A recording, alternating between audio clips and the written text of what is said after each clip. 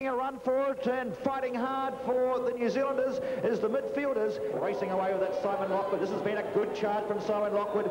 Dispossessed though by Andrew Thompson for Australia. And they're back on the charge, the Australians. This looks dangerous. Is it there? No!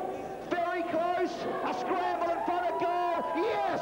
But the New Zealanders are able to bring it out again from that defensive position. A very tired man over there just lies against the top of the pool after he's done a big job down there. Yeah, that looks like Shane. He's one of our top forwards. He's done a lot of work. He comes from the Barracudas club here in Wellington. The Kiwis are right on. Yes, the Kiwis have scored. A fantastic goal here by the Kiwis. This is a good period of play for both teams as there's all-out attack and concerted defence.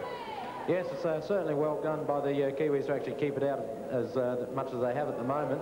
But our guys are in again, and it's coming in. Well done. That's number 3, Richard Lane, has scored that. So half-time in the final of the men's underwater hockey World Championship.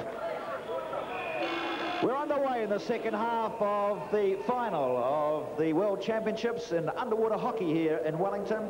And quickly onto the work again, unfortunately, is the Australians and Arnie Piccoli, and he's been battling pretty hard, I thought, throughout the first half. Richard Lane, too, is able to try and get hold of the puck. Number 10, New Zealand, just lurking around. That's Phil Penny. Phil Penny's number 10, lurking on the bottom of the pool, trying to get an opportunity for success. But Arnie Piccoli is quick to put it across the centre of the pool. Here's number 11 down there doing a real battling job. A chance for number 11. Yes! Goal to number 11 for Australia. He's charging towards it, but the New Zealanders, strong defence as number 13, Gavin Walker, again in the action. 11, Arnie Piccoli's there. Tries to play it back. He does so to David Sutcliffe. David Sutcliffe, a long way out. Charges towards the goal. This could be a goal. Good deflection. Yes! Excellent goal. The Trans-Tasman clash looks to be going the same way that most of them go in recent times, except the Bulls, to Australia. Another goal to Bill Tanner.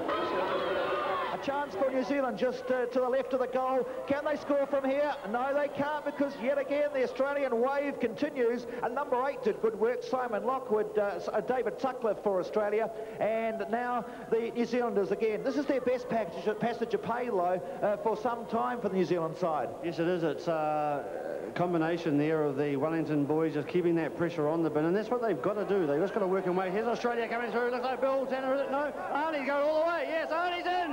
A beautiful goal here by Arnie Piccoli. So here's the penalty. Let's look and see the action here. An opportunity for Australia. Went too high, but a chance now for number 11, Arnie Piccoli. I think it was. Was it a goal? Yes. Goal number 10 to the Australians.